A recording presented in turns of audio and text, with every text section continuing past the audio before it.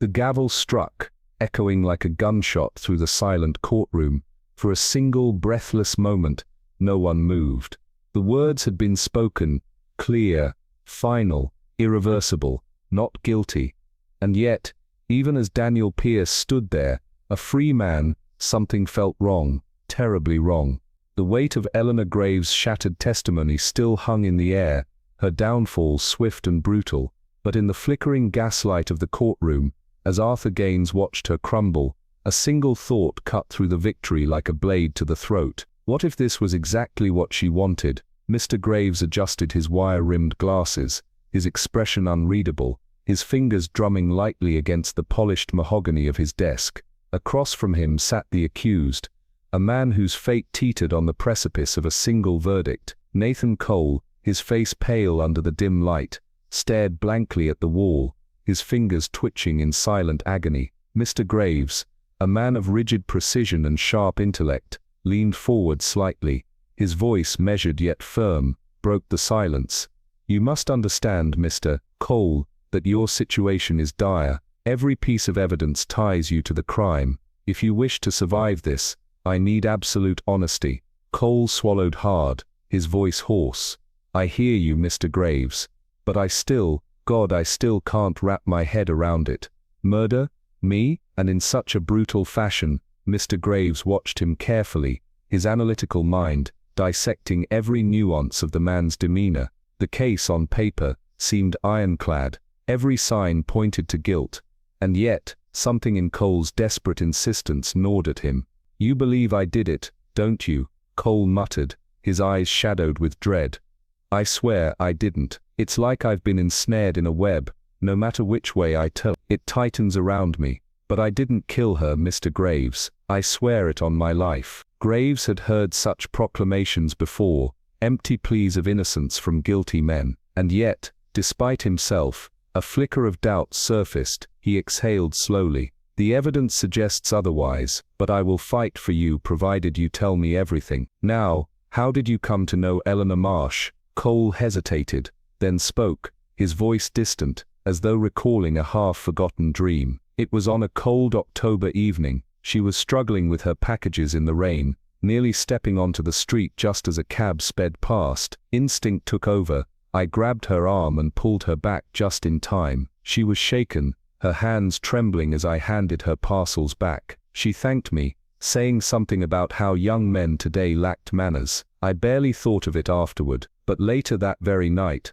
at a gathering of a mutual acquaintance, I saw her again. She recognized me instantly, insisted I be introduced. That's when I learned her name. Eleanor Marsh, wealthy, reclusive, living alone in that grand old house, with only a maid and a handful of stray cats for company." His voice trailed off, a distant look in his eyes. "She took a liking to me," he continued, "a strange, intense fascination over something as small as an act of kindness. Before she left, she pressed my hand and urged me to visit. I agreed, not wanting to seem ungracious, but something about her unsettled me. And then," he hesitated. Mr. Graves's eyes narrowed. "And then what, Mr. Cole?" Silence thickened the air, the weight of unspoken truths pressing down. Cole exhaled sharply, as if bracing himself for what came next. "Then, Mr. Graves, everything began to go terribly wrong." Nathan Cole tensed, his hands clenching into fists as he leaned forward. "If you're implying that I sought her out for her money," he began heatedly. But Mr. Graves silenced him with a sharp glance, his fingers tapping thoughtfully against the thick case file in front of him. "I have to see this case as the prosecution will present it," Graves said coolly. To the world, Eleanor Marsh appeared to be an ordinary woman, humble, even frugal. Unless you had been explicitly told otherwise, there would be no reason to suspect she was wealthy. "So tell me, who exactly informed you that she was?" Cole hesitated, his jaw tightening. "It was a friend of mine, Daniel Harlow. I met Eleanor at his house. He was the one who mentioned casually, mind you, that she was odd but sitting on a fortune." Graves's gaze sharpened. "And would Mr. Harlow remember saying that?" Cole exhaled slowly, rubbing the back of his neck. "I don't know. It was months ago." "Precisely," Graves murmured. "The prosecution will argue that you were financially desperate. That, Mr. Cole, is true, isn't it?" A flicker of shame crossed Cole's face, his fingers curling against his palm. Yes, he admitted, his voice barely above a whisper, I was in a bad place. Debts were piling up. I won't deny that. Graves nodded, his expression unreadable. That being the case, the narrative becomes dangerously simple. You met a wealthy woman, gained her trust, and exploited her. That's not true, perhaps, but unless we can prove you were unaware of her fortune when you befriended her, the jury will see it that way. Now, could Mr. Harlow be misled, confused into believing he mentioned her wealth at a later time? Cole swallowed hard, his face paling. He remained silent for a moment, before shaking his head. No, others heard him. A few even made jokes about me charming an old woman with deep pockets. Graves allowed a small sigh to escape his lips. A dead end. Unfortunate, he muttered. But I appreciate your honesty, Mr. Cole. That kind of truthfulness will be crucial if we're to build a defense. Now let's address the real question. Why? Why did a young man of 32, well-liked, fit, and socially active, spend so much time with an older woman, with whom he had little in common? Cole's breath hitched. His hands twitched slightly before he spread them out in a helpless gesture. I don't know, he said, his voice strained. I truly don't. After our first meeting, she insisted I visit. She said she was lonely. She had a way of making it hard to say no. I never planned to, but somehow, I kept going back. And then, before I even realized it, everything spiraled out of control. Nathan Cole hesitated, his fingers tightening around the arms of his chair. She made it very clear how much she cared for me, he admitted, his voice low. At first it was uncomfortable. You see, Mr. Graves, I've never been good at pushing people away. I drift. I let things happen. I suppose I'm one of those weak-willed types who can't say no. But believe me or not, after the third or fourth visit, I found myself genuinely attached to her. She was kind. She reminded me of something I'd lost long ago. My mother passed when I was a child, and my aunt, who raised me, died before I was 15. Maybe it sounds ridiculous, but I liked being fussed over, being cared for. There was something comforting about it. Graves watched him in silence, his expression unreadable. He removed his glasses, polished them with deliberate slowness, a sign that he was deep in thought. I understand, he finally said. Psychologically, it's plausible. Whether a jury would see it the same way is another matter entirely. Please, continue. When did she first involve you in her financial affairs? Cole exhaled sharply. Around my third or fourth visit. She said she didn't understand money matters, and was worried about some investments. Graves's eyes narrowed. Careful, Mr. Cole. Her housekeeper, Martha Jenkins, swears that Eleanor Marsh was sharp when it came to finances. Her bank records confirm she handled all her own transactions. Cole's gaze flickered, his voice firm. I don't know what to tell you. That's what she told me. Graves studied him for a long moment, though he didn't voice it. Something about Cole's words made his belief in the man's innocence solidify. He had dealt with enough cases to understand the way some women, especially wealthy, lonely ones, behaved. He pictured Eleanor Marsh, infatuated with the younger man, searching for ways to keep him close. What better excuse than feigned helplessness? No doubt she had played into his pride, making him feel important, needed, and perhaps, just perhaps, she had wanted him to know she was rich. The question was, had that knowledge been enough to kill for? Eleanor Graves had been a formidable woman, one who understood the value of power and how to wield it. She had never been the type to suffer loneliness meekly. If she wanted something, she would ensure she got it. These thoughts raced through Mr. Harrington's mind, though his face remained an unreadable mask. Instead he leaned forward, and asked in an even tone, and you did, in fact, manage her finances, as she requested? Nathan Cole met his gaze steadily.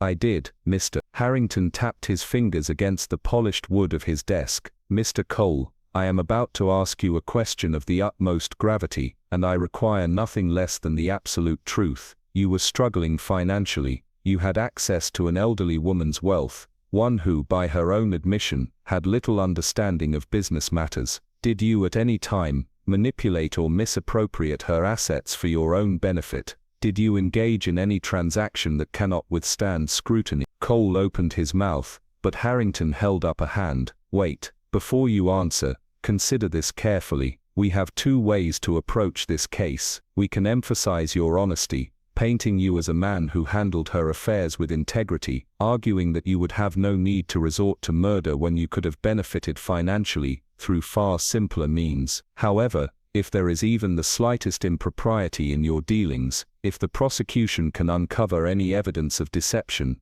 then our strategy must shift. In that case, we must argue that her death was of no advantage to you at all, because she was already a lucrative source of income. Do you understand the distinction? I urge you, Mr. Cole, take a moment before you respond. But Nathan Cole needed no time at all. His voice was firm, unwavering. Every transaction I made on Eleanor Graves' behalf was completely legal and transparent. I acted in her best interests, and any thorough examination will prove that. Harrington observed him closely. Then, with a slow, deliberate movement, he removed his glasses, polished them with a crisp white cloth, his habitual gesture when deep in thought. "That is reassuring," he said at last. "I pay you the compliment of assuming you are far too intelligent to lie to me on such a crucial matter." Cole leaned forward urgently. "Then surely the biggest argument in my favor is that I had no motive. Yes, I admit I befriended her knowing she was wealthy. Yes, I hoped she might help me financially. But doesn't her death ruin all of that? If she were alive, there was a chance she'd leave me something. But now," he spread his hands, "now I gain nothing." Harrington studied him for a long, heavy moment. Then slowly, deliberately, he slid his glasses back onto the bridge of his nose. Only when they were securely in place did he finally speak. "Are you not aware, Mr. Cole, that Miss Graves left behind a will naming you as the sole beneficiary?" "What?" Nathan Cole shot up from his chair, his face drained of color. His shock was raw, unfeigned. "No, that's impossible. What are you saying?" "She left everything to me." Mr. Harrington nodded, watching Cole closely. The young man collapsed back into his seat, pressing his hands to his temples, as if trying to ward off a sudden crushing weight. "You claim you had no knowledge of this will." "Claim? I don't claim anything. I had no idea." Cole's voice cracked under the strain. "What if I told you that her housekeeper, Margaret Rowley, swears otherwise? That Miss Graves personally informed her that she had not only consulted you on the matter, but that you approved of her decision?" Cole's breath hitched. "She's wrong." Or, he hesitated, forcing himself to think. "Margaret never liked me. She was protective of Miss Graves, always suspicious of me. If Miss Graves mentioned her plans in passing, Margaret could have misunderstood, or worse, convinced herself that I manipulated her into doing it. You don't believe she'd deliberately lie?"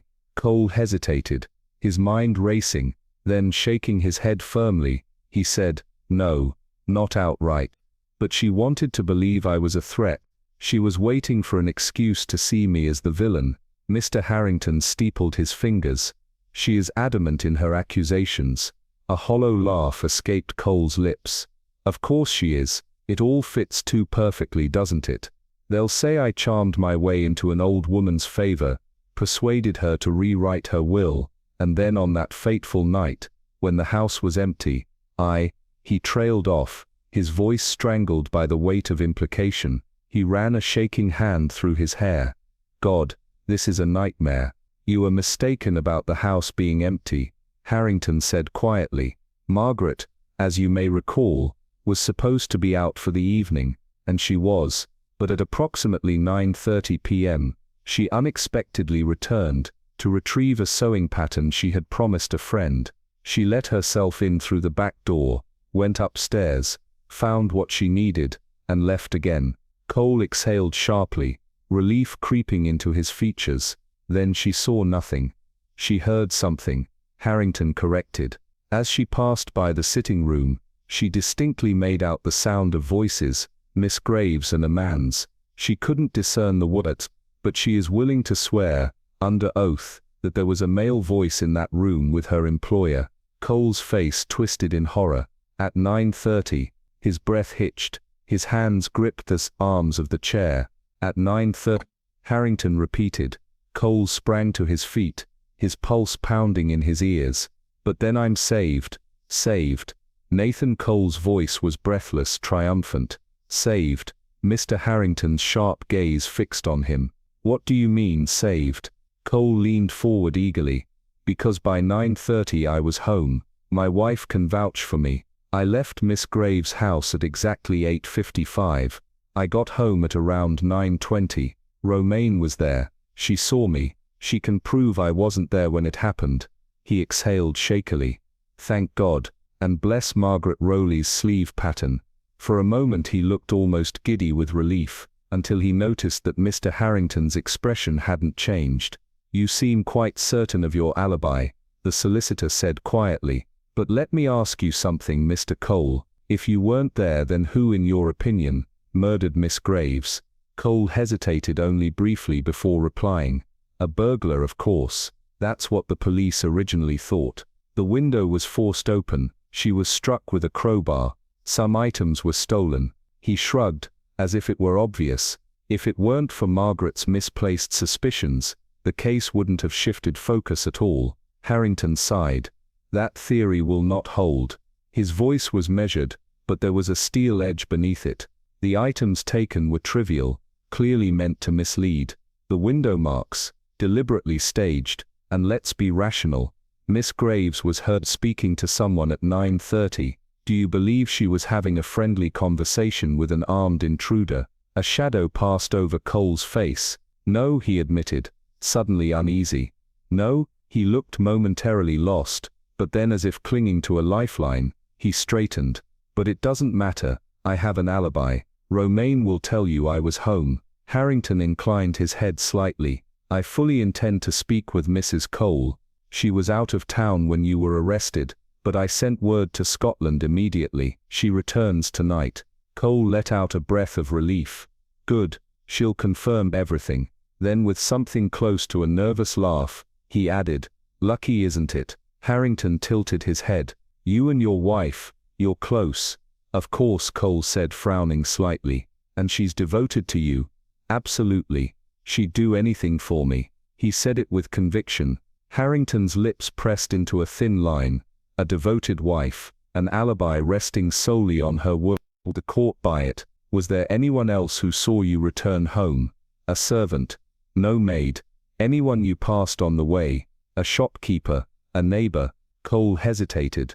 I took a bus part of the way. The conductor might remember me. Harrington did not look encouraged. So apart from your wife, there is no one who can confirm you were home at 9:20. No, Cole admitted. Then, with growing frustration, but why would that even be necessary? Perhaps it won't be, Harrington murmured. We shall see. A pause. One last thing, did Miss Graves know you were married? Of course, yet you never introduced your wife to her. Why? For the first time, Cole faltered. I don't know. Harrington's gaze darkened. You are aware that Margaret insists Miss Graves believed you to be unmarried, that she expected in time to marry you. Cole let out a short, incredulous laugh. Marry me? She was old enough to be my grandmother. It has been done before, Harrington said dryly. Yet your wife never met her. Cole hesitated, his confidence flickering. You will forgive me, Harrington said, leaning forward slightly. But I find your handling of this matter puzzling. Cole swallowed. His fingers tightened on the arms of his chair. Then at last he spoke. All right. I'll tell you the truth. I was struggling financially. You know that. I thought Miss Graves might lend me money. She liked me, but she had no interest in helping a couple. I realized early on that she had assumed Romaine and I were estranged. He exhaled slowly. So I let her believe it. She spoke of me as an adopted son, even. There was never any talk of marriage. Margaret must have misunderstood. And that is all. That is all. But something in his tone, something almost imperceptible, made Harrington wonder, and as he stood shaking Cole's hand, he found himself less certain than ever of the man's innocence. Goodbye, Mr. Cole.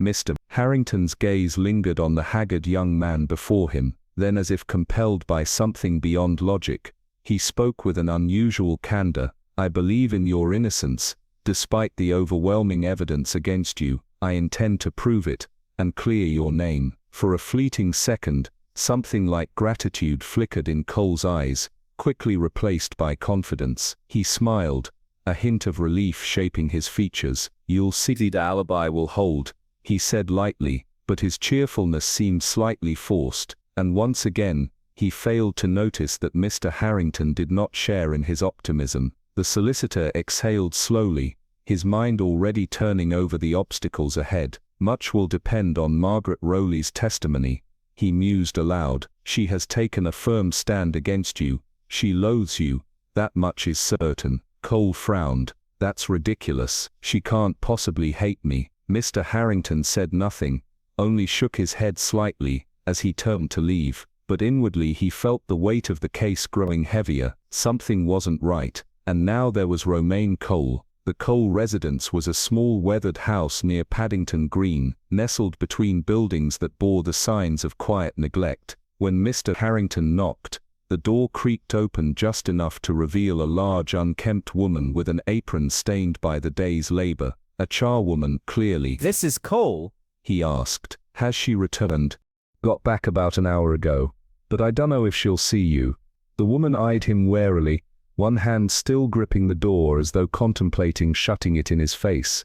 "If you would be so kind as to take my card to her," he said smoothly, offering it forward. "I believe she will change her mind."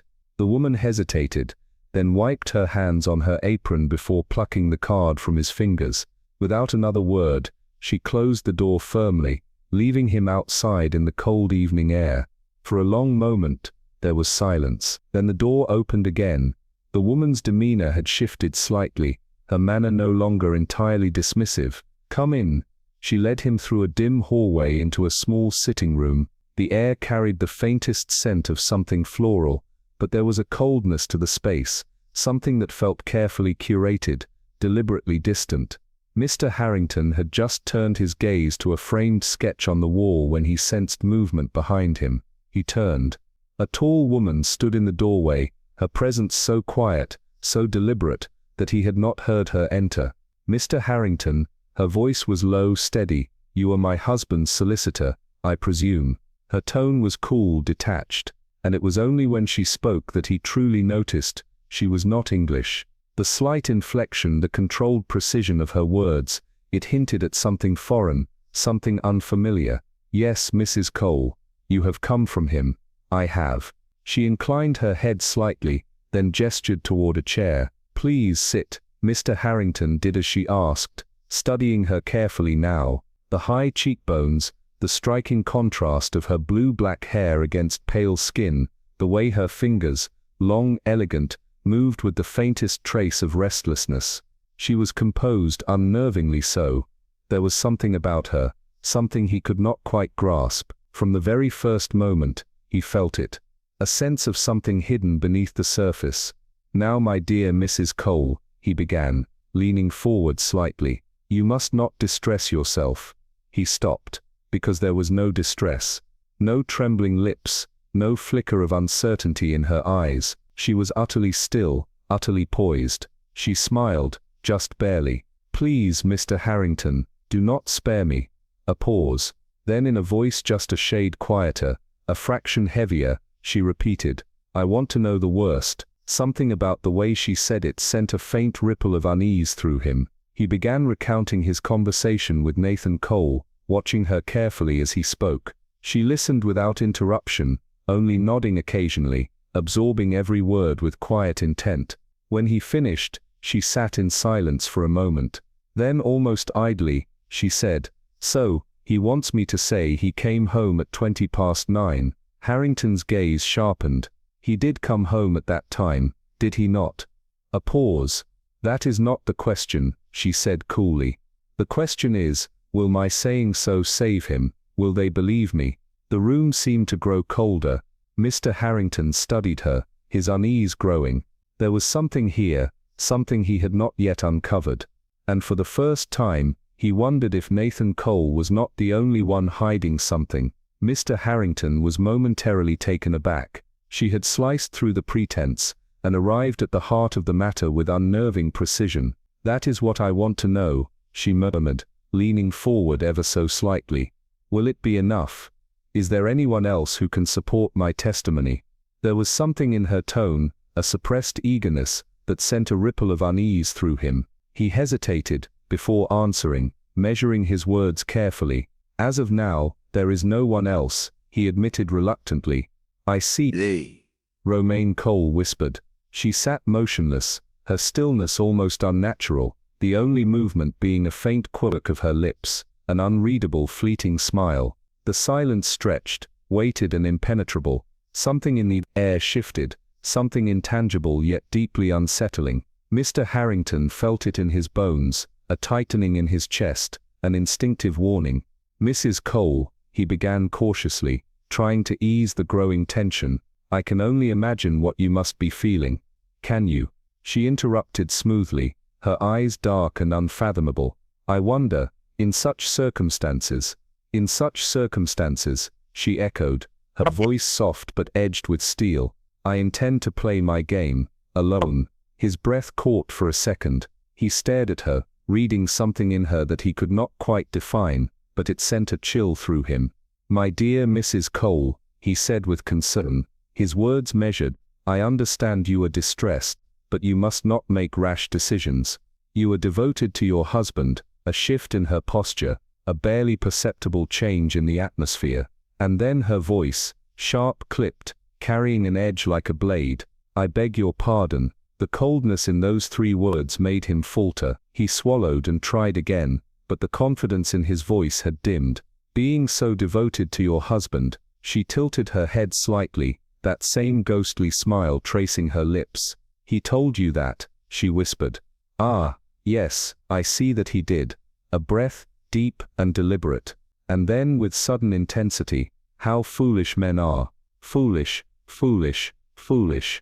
She rose abruptly, her movements swift, her presence now electric with something dangerous, something barely restrained, and then she laughed, a sound devoid of warmth, bitter and hollow. "I loathe him," she said, her voice shaking with vehemence. "I loathe him, I despise him. If I could see him hang, watch the rope tighten, hear the last breath escape his lips, I would not look away, I would savor it." Mr. Harrington recoiled, his pulse hammering, the smoldering rage in her eyes, the rawness of her fury. It was staggering, unfiltered, unhinged. She stepped forward, closing the distance between them, her voice dropping to an eerie whisper. "Suppose," she breathed, "I tell you that he did not return at 9:20, but at 10:20, that he lied." She let the question hang in the air, watching the flicker of doubt in the solicitor's face. "Suppose," she continued, each word precise and deliberate, "I tell you that he knew about the inheritance, that he was counting on it, that he needed it." A pause. "Suppose I tell you he killed for it." A shiver crawled down Mr. Harrington's spine. "Suppose I tell you," she went on, eyes locked onto his, "that when he came home that night, he confessed that there was blood on his coat." The words were venom, poisoning the air between them. The solicitor fought to keep his expression neutral, to suppress the sinking dread, clawing at him. "Suppose I stand in court," she said softly, "and say all of this." The challenge was laid before him, a trap, a test. He wasn't sure which. He swallowed, forcing his voice into something steady, something reasonable. "You cannot be made to testify against your own husband." The world seemed to pause. Then she smiled, a slow knowing smile that sent ice through his veins. "He," she said, her voice light, almost amused, "is not my husband." For a fraction of a second, he thought he had misheard, but the certainty in her gaze left no room for doubt, and for the first time, Mr. Harrington realized he was in far deeper than he had ever imagined. "I beg your pardon, he's not my husband." The silence that followed was suffocating, thick with the weight of revelation. It was the kind of silence that seemed to stretch time itself, pressing against the walls, filling every empty space in the room. Mr. Harrington barely breathed. "I was an actress in Vienna," Romaine Cole continued, her voice eerily steady. "My husband, my real husband, is alive, but he is locked away in an asylum, lost in his madness, and so Leonard and I could never truly marry." She exhaled slowly, the barest flicker of satisfaction in her eyes. "I see now that it was a blessing." She stood defiantly, watching him with an unsettling calmness. Mr. Harrington kept his expression composed, though inwardly he was grappling with this new twist. "I should like to ask you one thing," he said, his voice measured. "Why do you hold such bitterness toward Leonard Vole?" Romaine smiled, but it was not the smile of a woman merely scorned. It was something deeper, something unreadable, something that sent a faint ripple of unease through him. "Yes," she murmured. "You would like to know, wouldn't you?" She tilted her head, her gaze steady, challenging. "But I will not tell you. Some secrets, Mr. Harrington, are meant to be kept." The solicitor straightened, adjusting his cuffs with deliberate precision. "There seems little purpose in prolonging this conversation," he remarked coolly. "You will hear from me after I have spoken with my client." She stepped closer, too close. He could see the flicker of something dark in her eyes, something he could not name. "Tell me," she said softly, her voice silk against steel. "When you arrived here today, did you truly believe in his innocence?" He met her gaze unflinching. "I did." She laughed then, a light, almost musical sound, but it held no warmth. "You poor little man, and I believe so still," he said firmly. "Good evening, madam." As he turned to leave, he caught the briefest glimpse of her face. Her smile was gone, replaced by something raw, something almost startled, but he had no time to dwell on it. He stepped out onto the street, the chill of the night air doing little to clear the uneasy weight in his chest. "This is going to be the devil of a case," he muttered to himself. The whole affair was extraordinary, beyond anything he had encountered before. She was extraordinary. A woman like that was a force to be reckoned with, and a dangerous one at that. But the case against Leonard Vole was damning, far too damning. Almost too much so. It was a thought that nagged at him, that kept him pacing long into the night. Had Vole truly done it? It seemed so. But something about Romaine's testimony, her precision, her calculated performance, felt rehearsed, almost too perfectly damning. The trial loomed. The prosecution had two key witnesses, Janet Mackenzie, the devoted housemaid, and Romaine Cole, the woman whose words alone could seal Leonard Vole's fate. Mr. Harrington sat in the courtroom, watching as she wove her tale, her voice clear, unwavering. It was exactly as she had hinted to him, a perfect execution. Leonard Vole did not take the stand. He reserved his defense, and the weight of the accusations bore down on him like an iron shroud. Even the King's counsel, hired for the defense, offered little hope. "If we can shake that woman's testimony, we might stand a chance," he admitted, but his tone was uncertain. "But it's a bleak business." Mr. Harrington had one thread to pull, a single fragile strand of possibility. If Leonard was telling the truth, if he had truly left the victim's house at 9 o'clock, then someone else had been there later. Who had Janet Mackenzie heard speaking to the murdered woman at 9:30? A name surfaced in his mind, the scapegrace nephew, a man who had, in the past, wheedled and threatened his way into Miss French's good graces, draining her finances little by little. Janet Mackenzie, it was said, had always held a soft spot for the young man, had even urged her mistress to help him. Had it been him in that house? Yet there was nothing to confirm it. No one had seen Leonard Vole enter or leave the house that night. No one had seen any man enter or leave. The streets had been empty, the witnesses unreliable. The trail was vanishing into the dark, leaving nothing but questions. Then on the eve of the trial, as the clock neared 6, a letter arrived. Mr. Harrington opened it, and as his eyes scanned the page, something in his gut twisted. Everything he thought he knew, everything he had been trying to piece together, was about to unravel, and in its place, something far more sinister was about to emerge.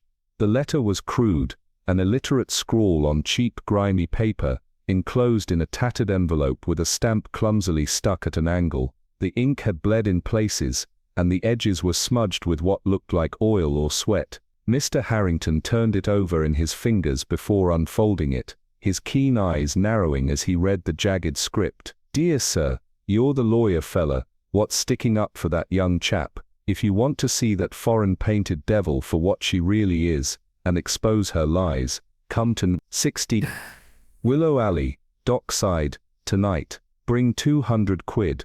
Ask for Mrs. Griggs." For a long moment, Harrington simply stared at the note, rereading it, dissecting it. It could be a hoax, a cheap trick, but something about its urgency, its rawness, its lack of finesse suggested something real, something desperate, and if it was real, then it could be his one chance.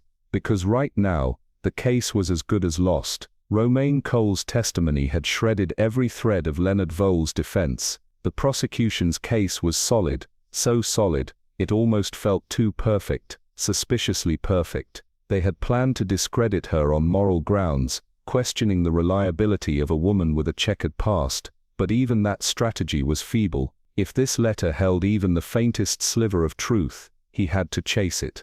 The address led him deep into the rotting heart of the city. The docks at night were a labyrinth of damp alleys, flickering gas lamps, and the distant echo of drunken laughter. The place reeked of decay, salt water, stale beer, and human desperation. It took him time to locate Willow Alley, and even longer to find number 16, a sagging structure wedged between two warehouses, its doorway half hidden in shadow. Harrington rapped twice.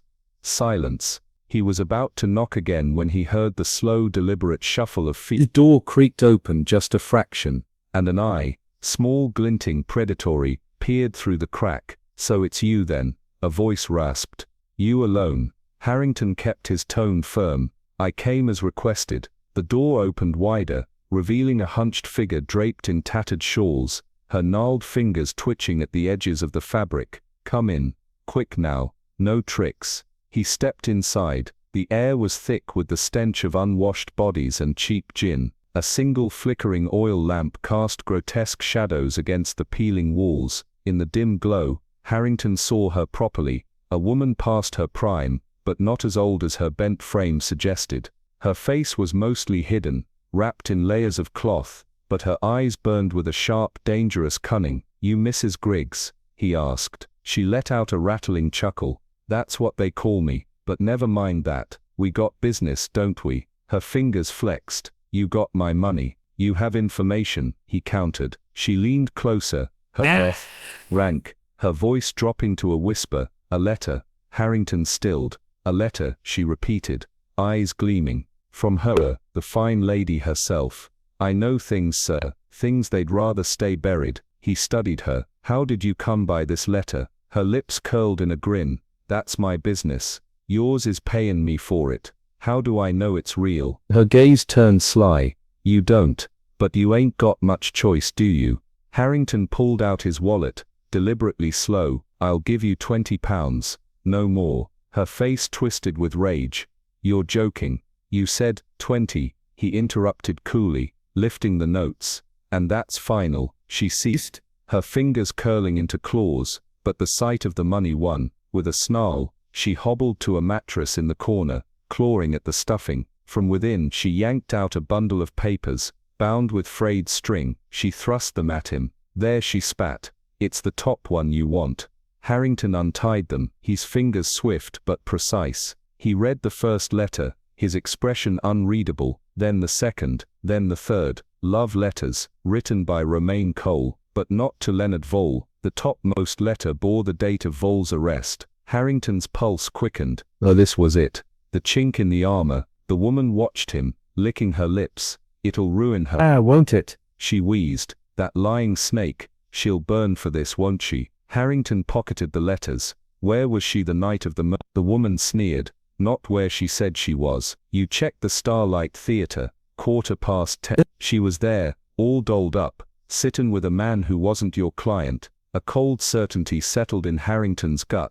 Romaine Cole was not just a liar, she was something far worse. And now he had the proof. Mr. Caldwell folded the crumpled, stained letter with a wary hand, the dim light in his study casting long wavering shadows across the walls. The paper was rough, cheap, and carried the scent of stale tobacco and damp alleys. His sharp eyes traced the crude, erratic handwriting as he deciphered the scrawl. "If you want to know the truth about the woman who stands in court spitting lies, meet me at 14 Dunlow Street tonight. Bring £200. Ask for Margot." The solicitor read the letter thrice, his pulse quickening with each repetition. He could dismiss it as a hoax, but something about the ink's desperation, The uneven pressure of the letters convinced him otherwise. The trial was at its tipping point, and his client, Daniel Graves, was moments away from being condemned. The evidence against him, particularly the chilling testimony of Eleanor Drake, had left the courtroom hushed and horrified, but Caldwell had sensed something, a hesitation, a calculated precision in her words that rang false. This letter might be his only chance to expose the deception. The address led him through labyrinthine streets, where the air clung thick with rot and whispers of illicit dealings. The building was decrepit, its bricks scarred by time, its windows dark and vacant-eyed. A sharp rap on the third-floor door was met with silence, then a shuffling. Slowly, it cracked open, revealing a woman hunched and hidden beneath layers of tattered fabric. "You came," she rasped, her voice as brittle as dry leaves. "No one followed?" Caldwell shook his head. With a twisted grin, the woman, Margot, hobbled back, motioning him inside. The room reeked of mold and despair. A single flickering lamp threw grotesque shadows over her ruined face. A thick scarf concealed most of it, but the raw edges of old scars peeked through.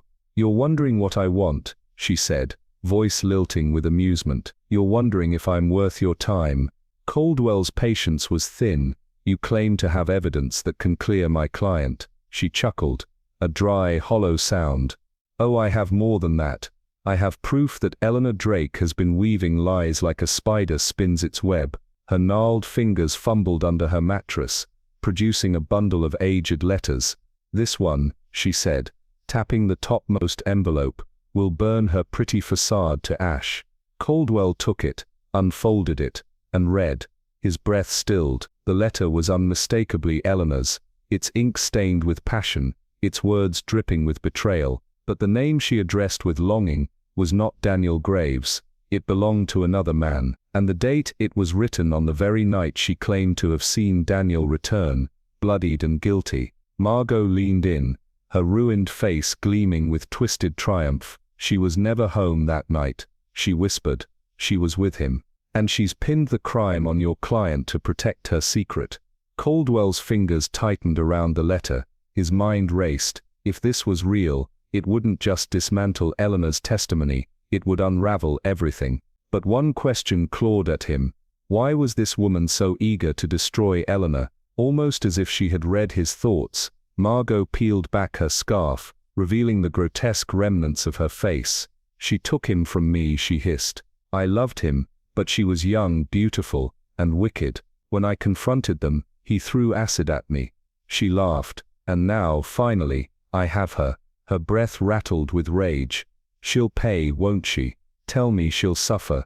Caldwell, ever composed, folded the letters carefully, slipping them into his pocket. "She will face justice," he said evenly. Margot's bony fingers twitched toward the stack of notes.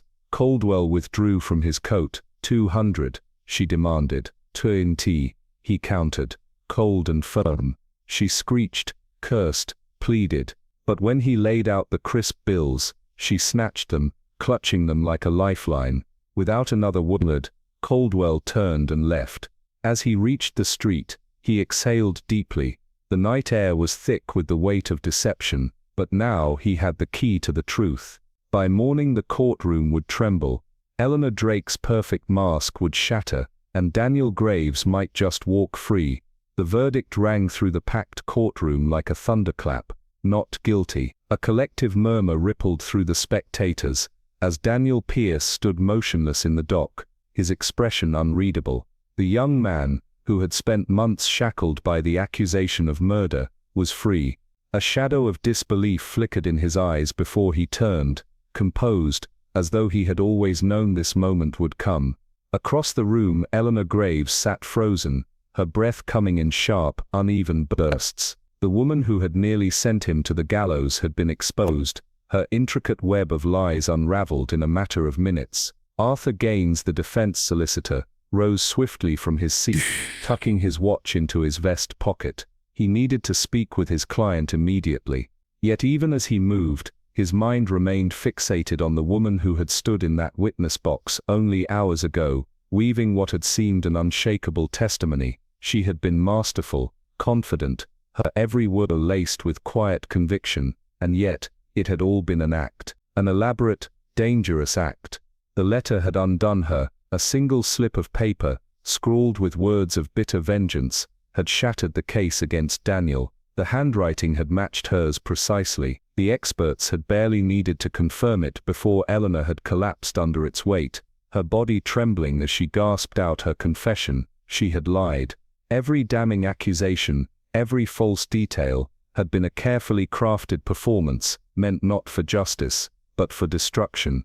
And yet, despite her disgrace, despite the unraveling of her deception, something about the entire ordeal gnawed at Arthur's mind. He had spent years studying people, dissecting their intentions, their habits, their tells. Eleanor's collapse had been too perfect. The hysteria, the remorse, the way her hands had trembled just enough to convince the jury of her brokenness, it all felt rehearsed.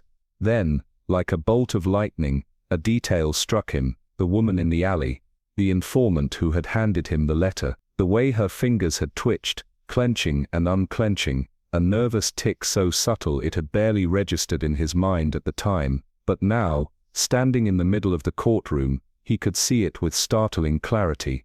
Eleanor had the same habit. He turned sharply, his breath catching. It was impossible.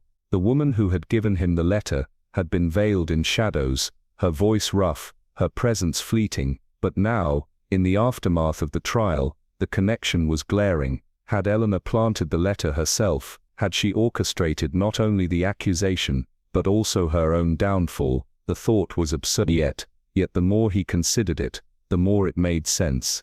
If her goal had been destruction, perhaps it was never just about Daniel. Perhaps there was a deeper game being played, a masterstroke that none of them had seen coming. Pushing through the throng of reporters and onlookers, Arthur made his way out of the courthouse. His hands were cold, his mind racing. There was one person who could give him answers, and he needed to find her, immediately. He located Eleanor hours later, not in hiding, not in disgrace, but seated in the dim glow of a quiet lounge, a glass of brandy resting lightly in her hands. She was waiting for him. "So," she murmured as he approached, a knowing smile curving her lips, "you've figured it out." Arthur slid into the chair opposite her, his heart pounding. "You wanted to be caught," he said slowly, the weight of the realization pressing into his chest. "You wanted the letter to be found." She lifted the glass to her lips, her eyes glinting over the rim. "Of course. Why?" She leaned forward, her voice barely above a whisper. "Because Daniel isn't innocent." Arthur felt the world shift beneath him. He had fought for Daniel, argued for his freedom, built his case around the idea that he was wrongfully accused. But now, as he looked into Eleanor's unwavering gaze, a terrible certainty settled in his stomach. She had lied, but perhaps in a way none of them had expected. She had told the truth all along.